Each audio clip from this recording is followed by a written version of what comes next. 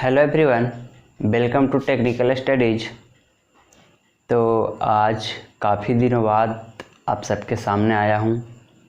थोड़ी तबीयत ख़राब हो गई थी, इस वजह से आप सबके सामने वीडियो अपलोड नहीं हो पा रही थी, पर कोई बात नहीं, अब ठीक हूँ।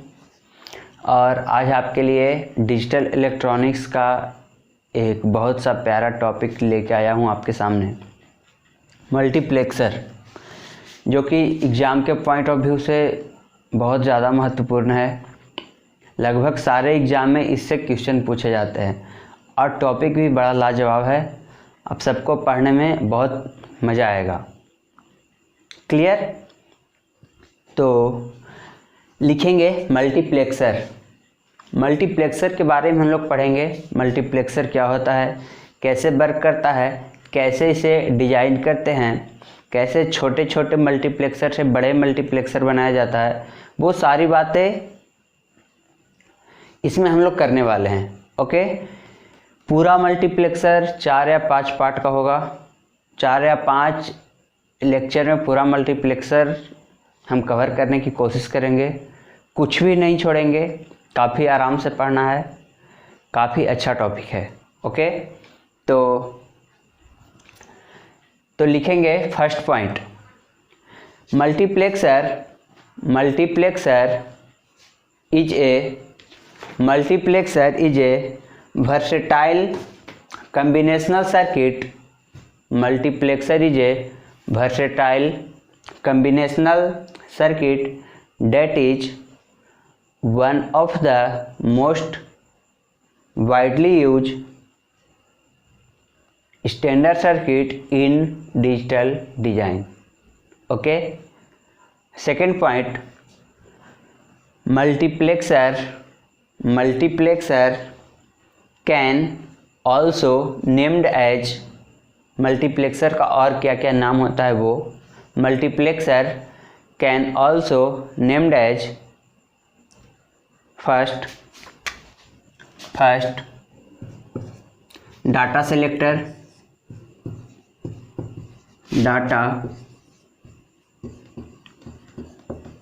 Data selector, second many to one line converter,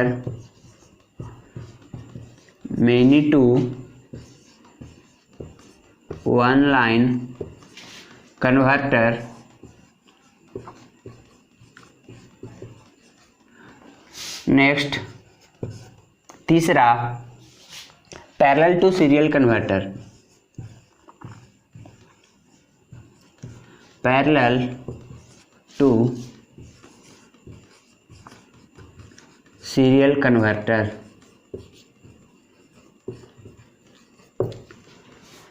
बात आ रही समझ में? मल्टीप्लेक्सर का 3 नाम और होता है। ये कौन कौन सा होता है? Data selector, many to one line converter और parallel to serial converter. Okay, next point, अगली point, the size of multiplexer is specified by 2 to the power n of its input line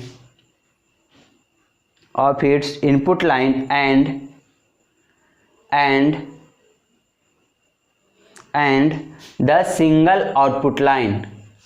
2 to the power n input line and single output line, where n equal to number of selection line, number of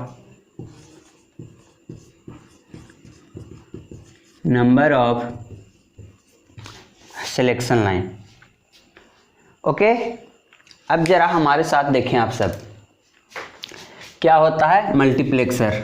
multiplexer की कहानी अब start हो रही है। देखेंगे multiplexer,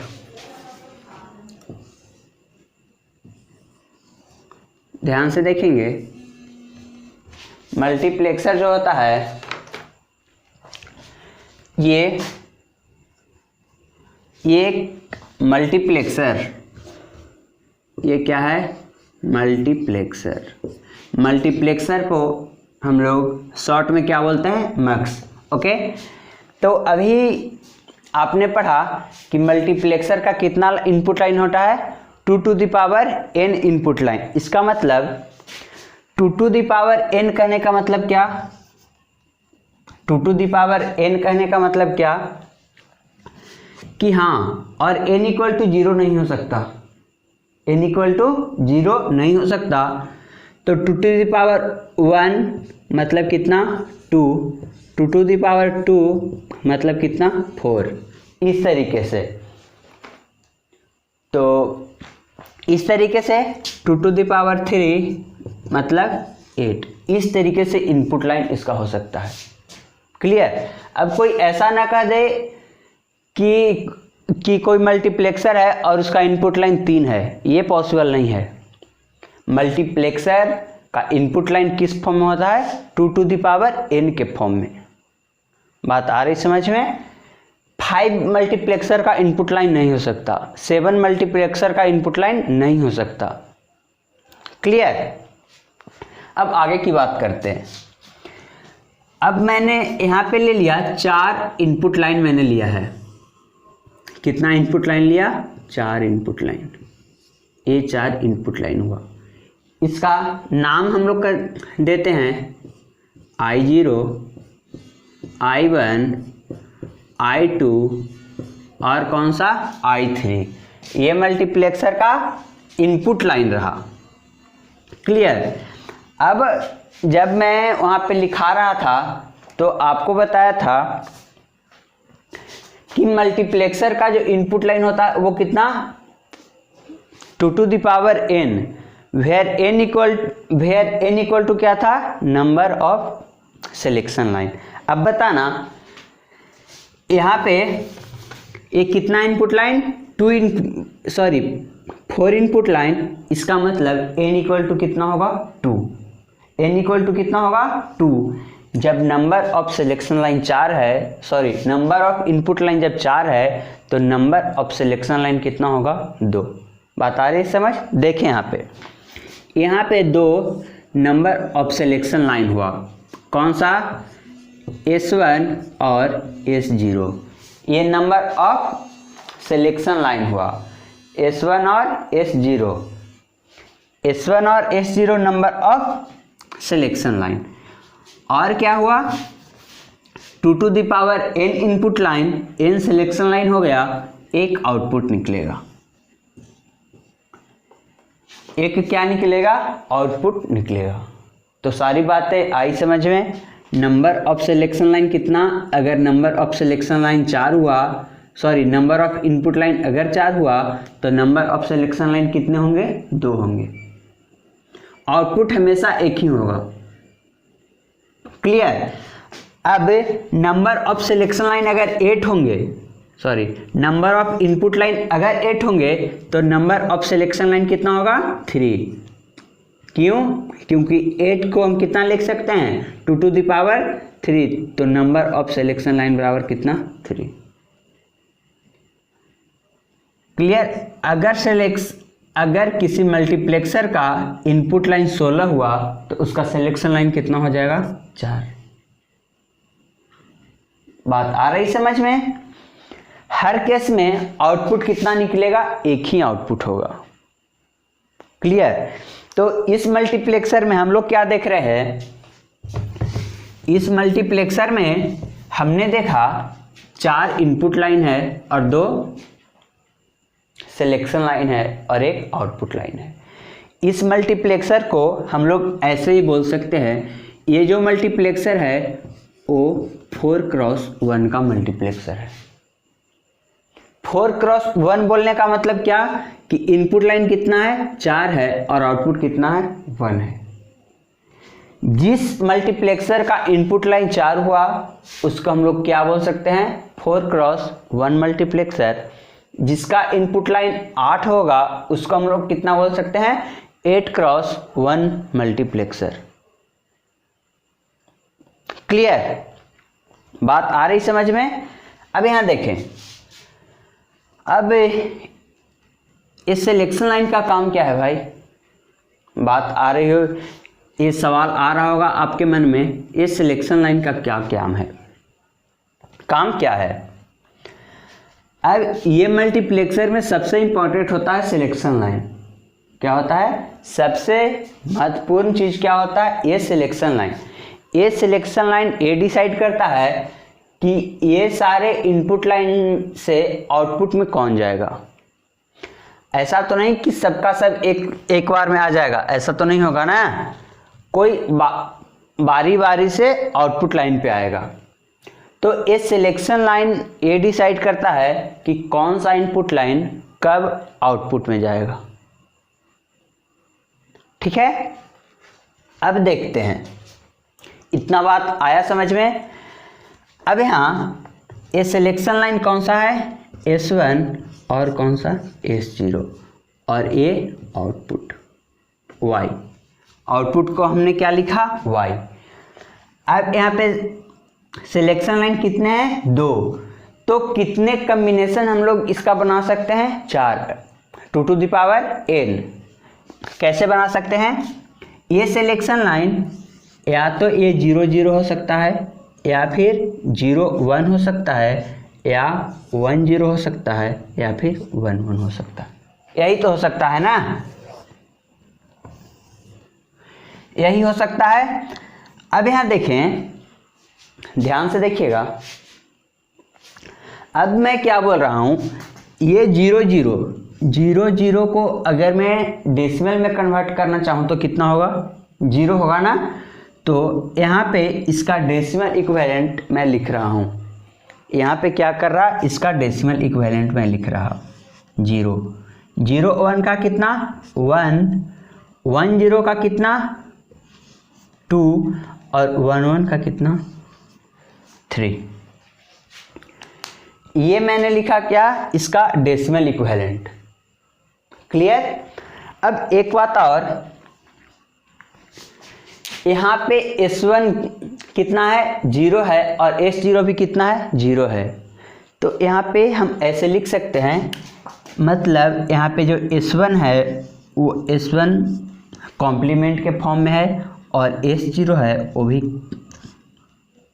किस form में है, कॉम्प्लीमेंट के फॉर्म में। क्यों, क्योंकि ये सारा काम होता है SOP पे, ये सारा काम किस पे होता है, SOP पे। और SOP में हम लोग 0 वाले टर्म को किससे डिनोट करते हैं, कॉम्प्लीमेंट से। ओके, 0 वाले टर्म को किससे डिनोट करते हैं, कॉम्प्लीमेंट से। अब यहाँ देखें, यहाँ S1 कितना, 0, मतलब S1 कॉम्प्लीमेंट। S0 कितना, 1, ये यहाँ पे S1 कितना, 1, मतलब ये क्या होगा, S1, और S0 कितना, 0, तो S0 कॉम्प्लीमेंट। यहाँ पे S1 भी 1, यहाँ पे S0 भी 1, तो यहाँ पे S1 और S0 दिख रहा है।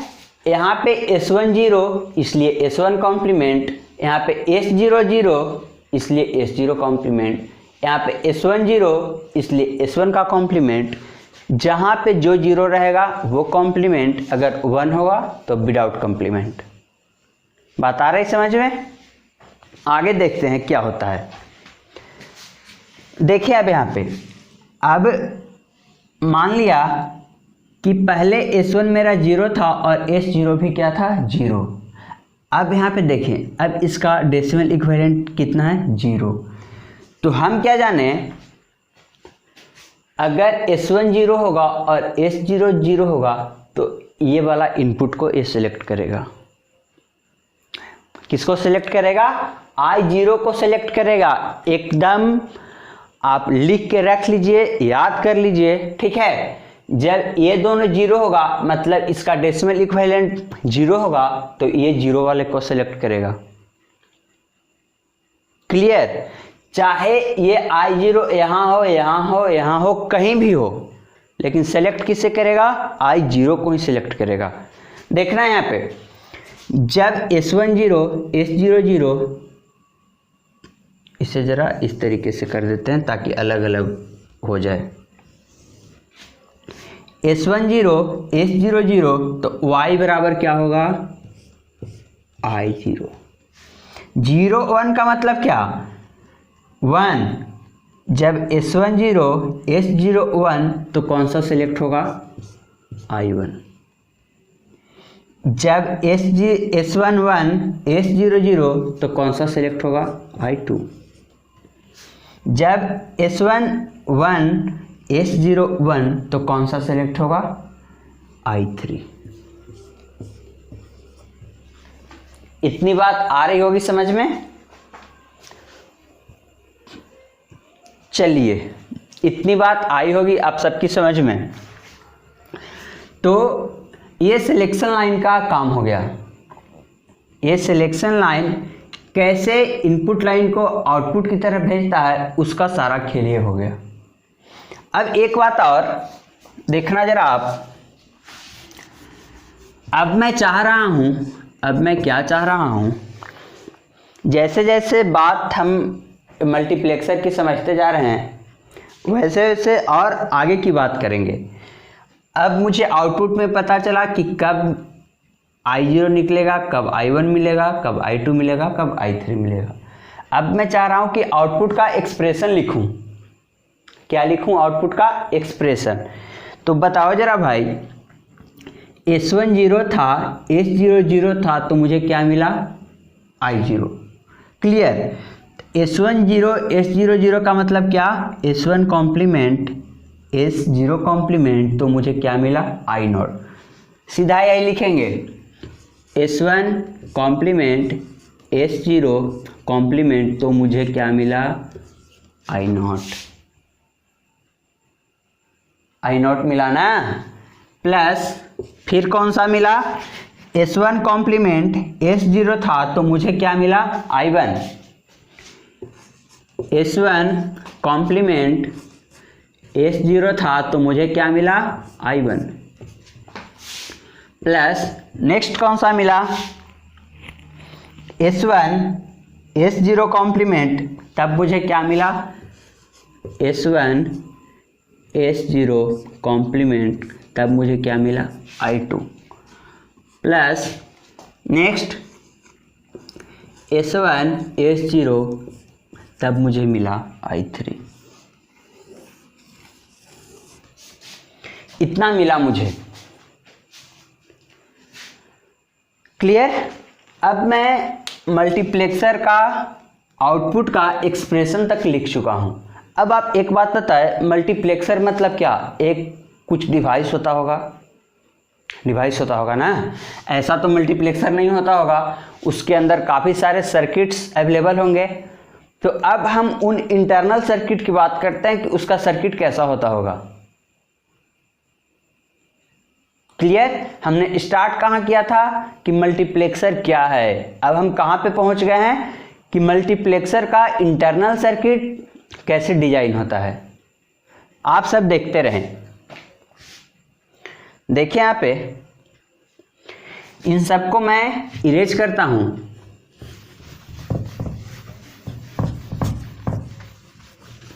ध्यान से देखते रहिएगा। मल्टीप्लेक्सर आप अच्छे से पढ़ेंगे, कहीं भी किसी भी एग्जाम का एक भी क्वेश्चन आपसे ना छूट पाएगा। बस देखते रहें। अब मैं इसका इंटरनल सर्किट बनाना चाहता हूं, इसका इंटरनल सर्किट बनाना चाहता हूं। तो पहले दो सिलेक्शन लाइन लेते हैं।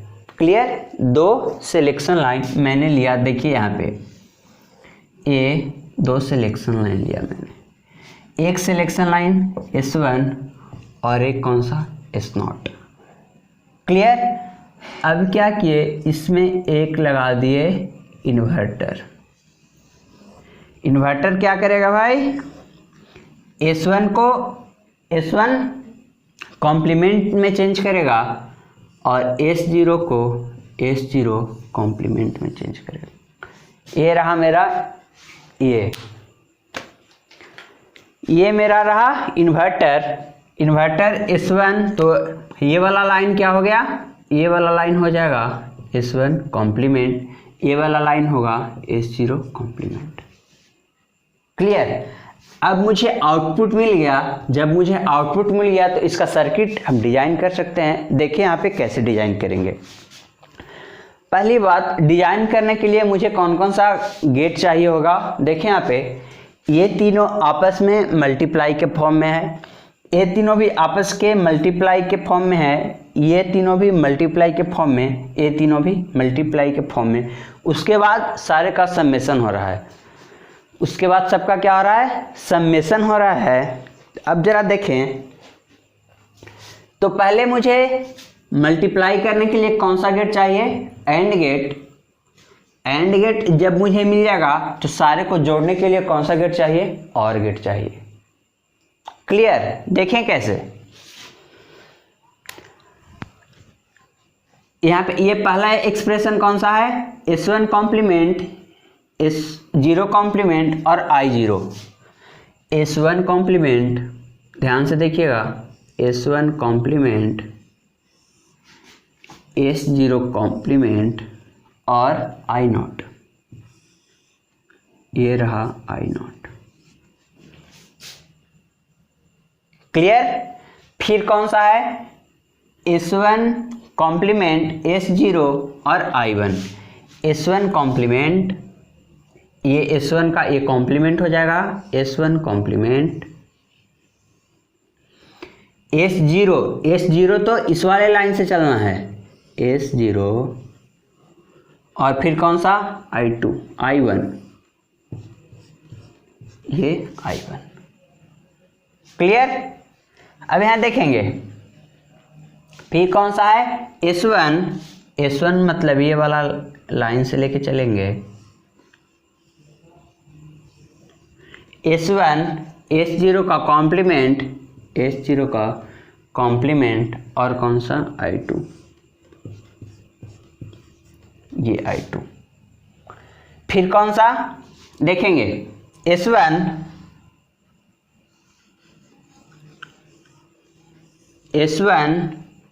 S0 और I3। अब क्या करना है, इन तीनों में मल्टीप्लाई करना है, तो कौन सा गेट यूज होगा भाई, यूज होगा एंड गेट। कौन सा गेट यूज होगा, एंड गेट। और एंड गेट जब इन तीनों में यूज कर लेंगे, उसके बाद एक और गेट से इन सबको क्या कर लेंगे, ऐड कर देंगे। देखिए यहाँ पे इसको मिटा रहे हैं, ओके।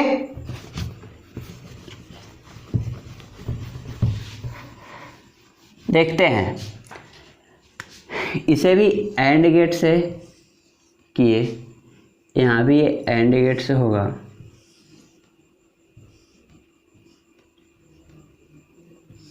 यहाँ भी एंड गेट।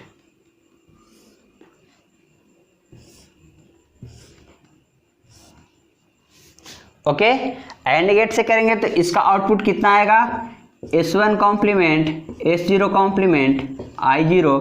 इसका आउटपुट कितना, S1 कॉम्प्लीमेंट, S0, I1।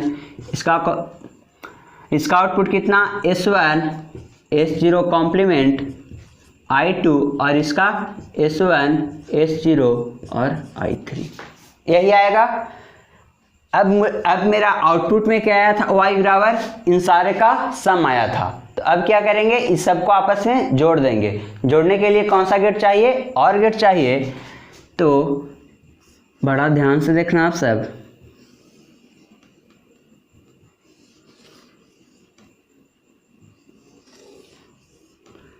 इन सारे को एक और गेट से पास करा देंगे, ये मेरा आउटपुट निकल जाएगा। ये मेरा क्या निकल जाएगा, आउटपुट। और ये जो मेरा रहा, ये मेरा क्या रहा, मल्टीप्लेक्सर का इंटरनल सर्किट। क्लियर। मल्टीप्लेक्सर का क्या रहा, इंटरनल सर्किट। मल्टीप्लेक्सर के ऐसा सर्किट होता होगा, अगर कोई 4x1 मल्टीप्लेक्सर बनाता होगा तो उसमें ऐसा सर्किट डिजाइन किया हुआ रहता होगा। क्लियर। आइए आगे देखते हैं क्या होता है, ध्यान से देखते रहना आप सब।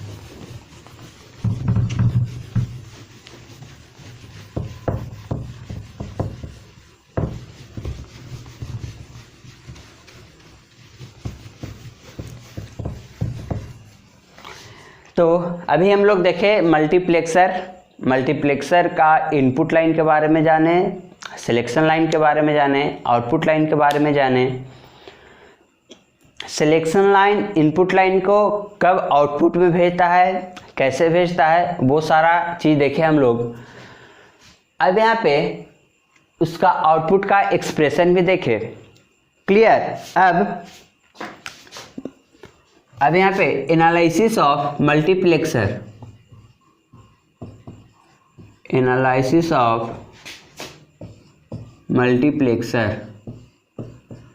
मल्टीप्लेक्सर को हम लोग शॉर्ट फॉर्म में क्या बोलते हैं, मक्स।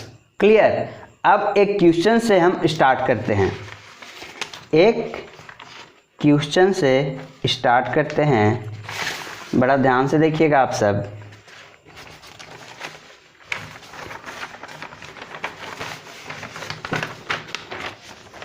ये क्वेश्चन है आप सबके सामने। Question, the Boolean function realized by the logic circuit shown is. देखना क्या है, एक फिगर दे रखा है। फिगर कौन सा है,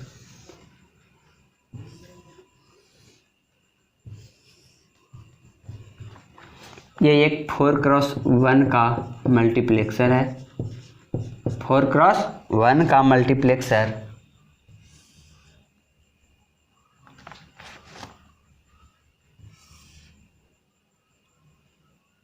ACAD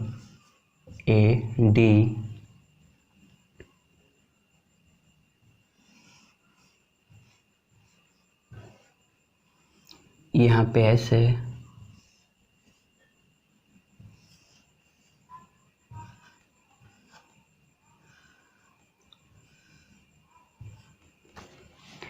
ये I0, ये I1, ये I2, ये I3। ये सिलेक्शन लाइन S1, ये सिलेक्शन लाइन S0। S1 पे A अप्लाई किया गया, S0 पे B अप्लाई करा गया। आउटपुट आपसे पूछ रहा है ABCD के फॉर्म में। आउटपुट किस फॉर्म में पूछ रहा है, ABCD के फॉर्म में। क्लियर। ये कौन सा मल्टीप्लेक्सर है, 4x1 का मल्टीप्लेक्सर है। ये 4x1 का मल्टीप्लेक्सर है। I1 में कौन सा अप्लाई किया, सॉरी I0 में क्या अप्लाई है, C। I1 में कौन अप्लाई है, D। I2 में कौन अप्लाई है, देखिए यहाँ पे C से ला के एक इन्वर्टर लगाया गया है, मतलब C कॉम्प्लीमेंट, और यहाँ पे C कॉम्प्लीमेंट और D कॉम्प्लीमेंट, और दोनों का क्या किया, गुना, मतलब C complement into D complement. अब आपसे आउटपुट का एक्सप्रेशन पूछ रहा है, बताएं कैसे बनेगा, कैसे बनेगा बताएं सब। देखें जरा, ऐसे है, देखें अब कैसे बनेगा। इसको थोड़ा इरेज करते हैं, जगह की कमी है भाई यहाँ पे। देखिए कैसे करेंगे। अब अगर मैं आउटपुट का एक्सप्रेशन लिखूं, आउटपुट मेरा क्या है, FABCD। अगर मैं आउटपुट का एक्सप्रेशन लिखूं तो क्या होगा, ध्यान से देखना। मैं वही एक्सप्रेशन लिख रहा हूं जो पिछले वाले में लिखा था। क्या होगा, S1 कॉम्प्लीमेंट S0 कॉम्प्लीमेंट। जब दोनों कॉम्प्लीमेंट था तो कौन सेलेक्ट हो रहा था, I0 plus S1 complement S0, तो कौन सेलेक्ट हो रहा था, I1 plus S1 S0 complement, तब कौन सा सेलेक्ट हो रहा था, I2 प्लस S1 S0, तब कौन सा सिलेक्ट हो रहा था? I3, यही तो सिलेक्ट हो रहा था ना। अब यहाँ पे देखेंगे, अब S1 कॉम्प्लीमेंट, S1 के जगह पे कौन? S1 के जगह पे कौन सा? A, तो यहाँ पे क्या लिख देंगे? A complement. S1 के जगह पे A, तो लिखेंगे कितना? A complement. S0 के जगह पे, S0 के जगह पे या S0 के जगह पे कौन सा? B, तो ये क्या हो जाएगा? B complement. I0 के जगह पे कौन सा है? C, तो यहाँ पे क्या हो जाएगा? C।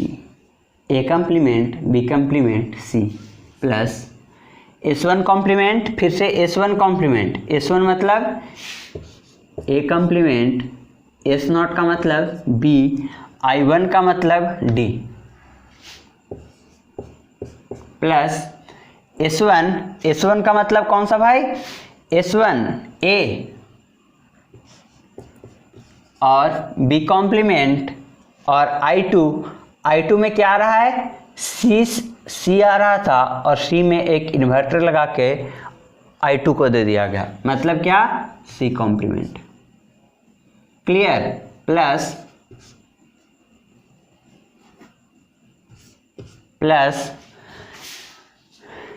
ये AB S1 S0 A B, यहाँ पे कौन आ रहा है? देखना, यहाँ पे C आ रहा है, यहाँ पे कौन सा? D। अब यहाँ पे C इंटर होने से पहले क्या हो गया? C कॉम्प्लीमेंट, बबल लगा हुआ है। D इंटर होने से पहले क्या हो गया? D कॉम्प्लीमेंट, तो यहाँ पे आ गया C कॉम्प्लीमेंट और यहाँ पे क्या आ जाएगा? C complement into D complement, C complement into D complement. अब देखिए यहाँ पे, तो यहाँ पे क्या हो जाएगा? AB C complement into D complement. बात आ रही समझ में? अब देखना है यहाँ पे जरा, अब ये बात खत्म। अब फिगर का मुझे कोई काम है नहीं, अब फिगर का कुछ काम है नहीं, तो मैं फिगर को करता हूँ इरेज, फिगर को मैं करता हूँ इरेज। अब देखिए, अब मेरा जो आउटपुट है वो किस फॉर्म में है? ABCD के फॉर्म में। क्लियर? इसका मतलब जितने भी टर्म मुझे आ रहे हैं उन सब में ABCD प्रेजेंट होना चाहिए। क्या होना चाहिए? ABCD प्रेजेंट होना चाहिए। और ये बात हम लोग सीखे थे SOP में, जब सम ऑफ प्रोडक्ट हम लोग पढ़ रहे थे ना, वहाँ पे आपको बताया गया होगा, खैर अभी मैंने तो नहीं पढ़ाया, पर वहाँ पे आपको बताया गया होगा कि अगर कोई टर्म मिसिंग रहे तो उसे कैसे करते हैं हम लोग। क्लियर? अब यहाँ देखिए यहाँ पे यहाँ पे एक कौन सा टर्म है? A B complement C plus A complement B D plus A B complement C complement plus A B C complement D complement. अब क्या करते हैं? अब यहाँ पे ध्यान से सुनिएगा बात। अब इसमें क्या है? D प्रेजेंट नहीं है, तो हम लोग क्या करते थे? हम लोग यही करते थे ना, D प्लस D कॉम्प्लीमेंट का इसमें मल्टीप्लाई कर देते थे। क्यों कर देते थे? कि भाई D प्लस D कॉम्प्लीमेंट तो 1 होता है, तो किसी भी चीज़ में 1 से मल्टीप्लाई कर दो तो क्या ही फर्क पड़ने वाला है। क्लियर? अब यहाँ पे C नहीं है, तो हम लोग क्या करते थे? C प्लस C कॉम्प्लीमेंट का यहाँ पे गुना कर देते थे। C प्लस C कॉम्प्लीमेंट 1 होता है, तो उसमें कुछ फर्क पड़ने वाला है नहीं। अब यहाँ देखें, थोड़ा स्टैंडर्ड तरीके से यहाँ पे हम लोग बात करते हैं। अब इन सबको मुझे मीन टर्म्स में चेंज करके आंसर लिखना है। क्या लिखना है? मीन टर्म्स में चेंज करके आंसर लिखना है। तो ए कॉम्प्लीमेंट को हम लोग कितना लिख सकते हैं? कॉम्प्लीमेंट वाले को 0 लिखेंगे, विदाउट कॉम्प्लीमेंट वाले को 1 लिखेंगे। ए कॉम्प्लीमेंट 0, बी कॉम्प्लीमेंट 0, सी 1। अब डी तो है ही नहीं भाई, डी को हमने मान लिया डोंट केयर। डी को क्या माना, डोंट केयर। डी कुछ भी हो सकता है, D1 भी हो सकता है, D0 भी हो सकता है, कोई नहीं जानता। क्लियर। अब यहां देखें, यहां पे क्या है, ए कंप्लीमेंट को हम लोग कितना लिखेंगे 0, बी को 1, सी है क्या, सी नहीं है, सी को हम लोग मान लिए डोंट केयर और डी को 1। ए को कितना 1, B complement C complement 0 0, D नहीं है ना, डी को क्या मानेंगे डोंट केयर। क्लियर। अब यहाँ पे A1 B1 C complement D complement. अब यहाँ पे देखिए कैसे इसको लिखते हैं हम लोग, 0 0 1, यहाँ पे डोंट केयर डी नहीं था इसलिए डोंट केयर लगा। अब डोंट केयर की जगह पे 0 भी हो सकता है और 1 भी हो सकता है। तो यहाँ पे पहली बार में हमने लगाया 0, फिर दूसरी बार में लगाया 1। बात आ रही समझ में। यहाँ पे देखेंगे 0 1, यहाँ पे डोंट केयर, तो पहली बार में हमने लगाया 0 और दूसरी बार में कितना लगाया 1। यहाँ पे देखेंगे 1 0 0, यहाँ डोंट केयर, तो पहली बार में लगा लिया 0 और दूसरी बार में लगा लिया 1। और ये तो फिट टर्म है भाई, इसमें कुछ करना धरना नहीं है। अब बताएं मुझे, अब क्या बताएं मुझे कि मैं इसको कितना लिख सकता हूँ, ये ऊपर वाले टर्म को, इसका डेसिमल इक्विवेलेंट कितना होगा 0 0 1 0 का 2, तो इससे आया 2 एंड 3, इससे 2 इससे 3। बात आ रही समझ में।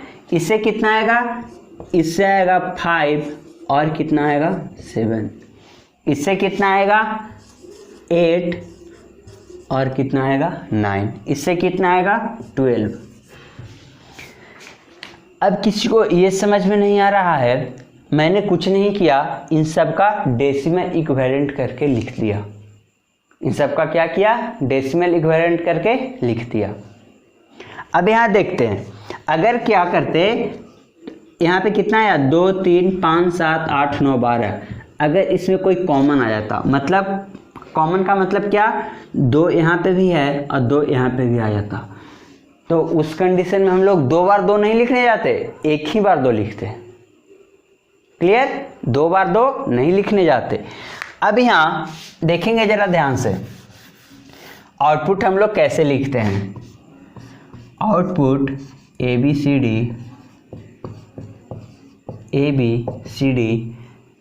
लिखने का तरीका क्या होता है, समेशन ऑफ m मतलब मीन टर्म्स, और कौन सा आया 2, इसे थोड़ा इरेज करते हैं, कितना आया 2 3 5 7 5 7 8 9 12, ये मेरा फाइनली आंसर आया। ये मेरा क्या आया, फाइनली आंसर आया। सबको समझ में आ रहा होगा ना। ये होता है मल्टीप्लेक्सर भाई, बड़ा इंटरेस्टिंग टॉपिक है मल्टीप्लेक्सर। तो ऐसा होता है मल्टीप्लेक्सर। क्लियर। करना हम लोग को कुछ नहीं है, आउटपुट का एक्सप्रेशन लिखना है।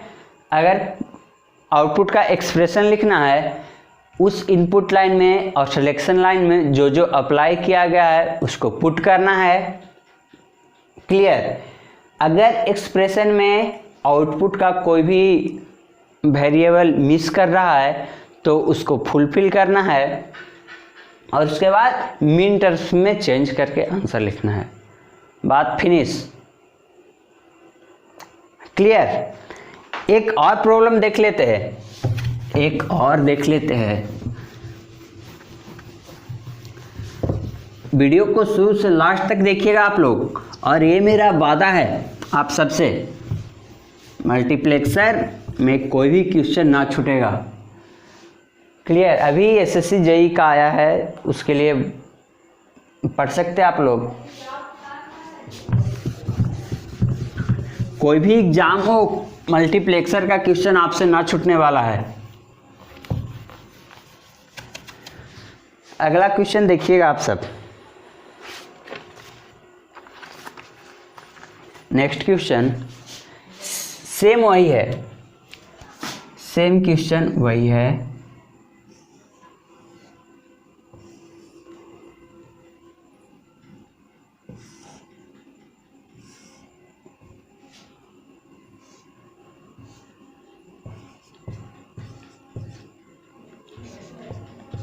सेम वही क्वेश्चन, ये I0, ये I1, ये I2 और ये I3। ये रहा C, ये कौन सा D, इसमें एक इन्वर्टर लगा,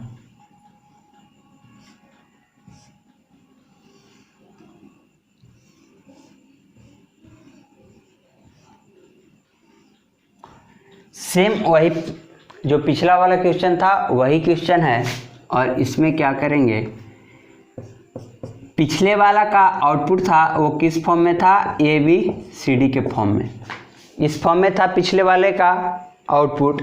अब बस मुझे आउटपुट का फॉर्म चेंज कर दिया, आउटपुट का फॉर्म चेंज कर दिया। अब मुझे जो आउटपुट लिखना रहेगा वो DCBA के फॉर्म में लिखना रहेगा। अब जो आउटपुट लिखना है वो किस फॉर्म में लिखना है, DCBA के फॉर्म में लिखना है। अब देखते हैं इस क्वेश्चन में क्या अलग है, ये सीखना है मुझे। देखना आप सब, अब जब भी आप अगर मल्टीप्लेक्सर में किसी भी क्वेश्चन को सॉल्व कर रहे हैं तो ये बहुत ज़रूरी हो जाता है कि मुझे आउटपुट किस फॉर्म में लिखना है। अगर आउटपुट आप अपने मन से लिख दो तो फिर गलत हो जाएगा। आप कितना भी मेहनत करके बना लो और आउटपुट किस फॉर्म में आपसे पूछ रहा है, अगर इसका केयर ना करेंगे तो क्वेश्चन गलत हो जाएगा। ठीक, देखते हैं यहाँ पे आउटपुट किस फॉर्म में पूछ रहा है, DCBA के फॉर्म में। इसको इरेज करते थोड़ा सा। अब मैं आउटपुट का एक्सप्रेशन लिखता हूँ, आउटपुट का FDCBA।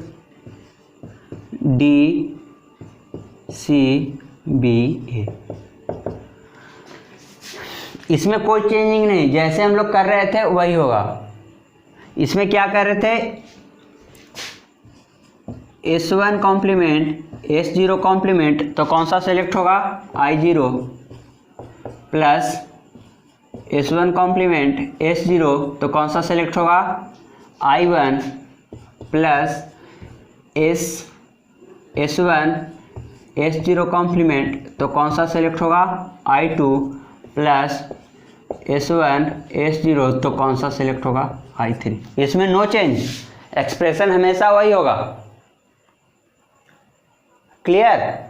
अब देखते हैं S1 के जगह पे कौन सा A, S0 के जगह पे कौन सा B, I0 के जगह पे कौन सा C, तो क्या होगा A complement B complement C plus यहाँ पे A कॉम्प्लीमेंट B, I1 पे कौन सा आ रहा D, A D plus A B complement, I2 पे क्या आया, C कॉम्प्लीमेंट आ रहा है, यहाँ पे क्या आ रहा है, C कॉम्प्लीमेंट और D complement, AB C complement plus AB C complement D complement. अभी तक तो सब बात एक समान है जैसा कि हम लोग पिछले क्वेश्चन में लिखे थे। अब इस क्वेश्चन में चेंज क्या होने वाला है, अब यहाँ पे देखें, बड़ा ध्यान से देखना भाई। ए आउटपुट मुझे DCBA के फॉर्म में पूछा है, इसका मतलब कि जो D होगा वो MSB होगा। MSB कहने का मतलब क्या, D होगा वो सबसे पहले होगा, उसके बाद C होगा, उसके बाद B होगा, उसके बाद A होगा। क्लियर। इसको हम क्या करते हैं, अच्छे से अरेंज कर लेते हैं, इस फॉर्म में अरेंज कर लेते हैं। देखिए कैसे, C पहले B कॉम्प्लीमेंट और A complement plus A complement B D plus A B complement C complement, sorry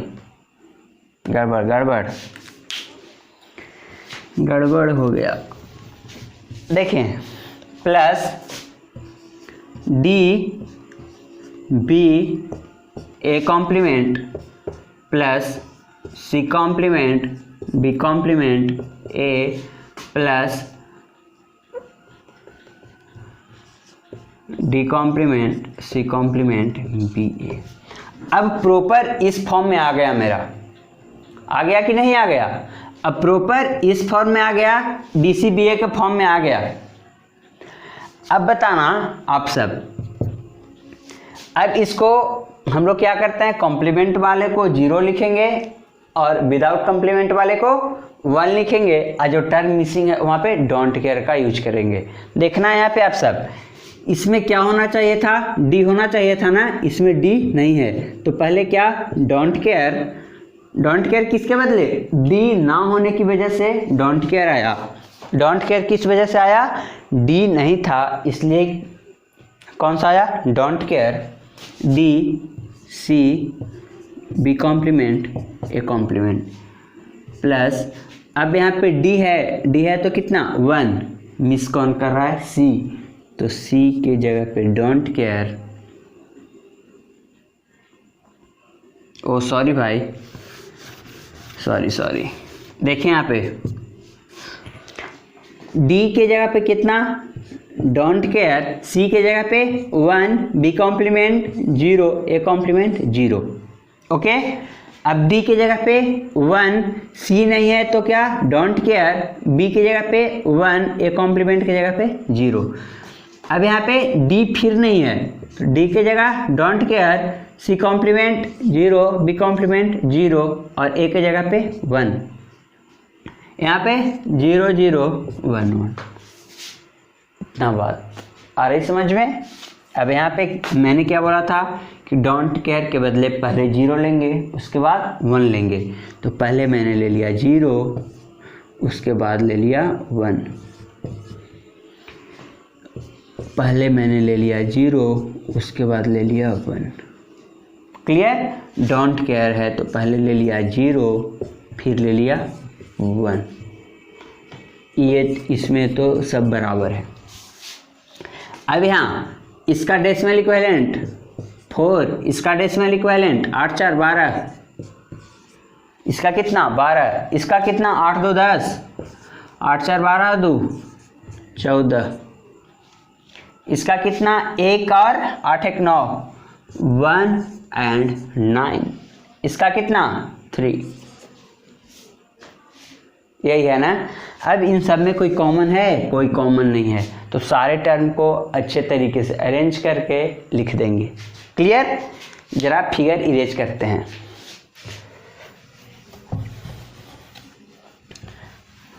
बस आउटपुट का अब काम रह गया, आउटपुट को छोड़ देते हैं।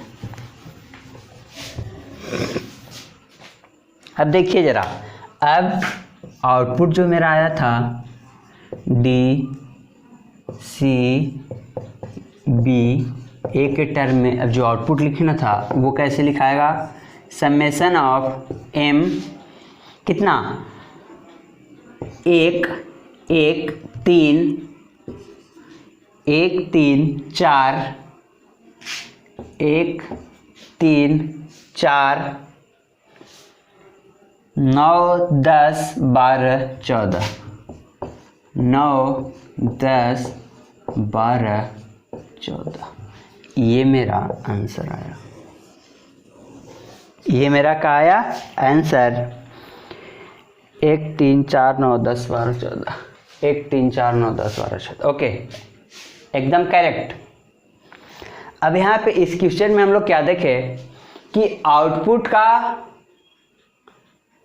फंक्शन का फॉर्म चेंज बस कर दिए।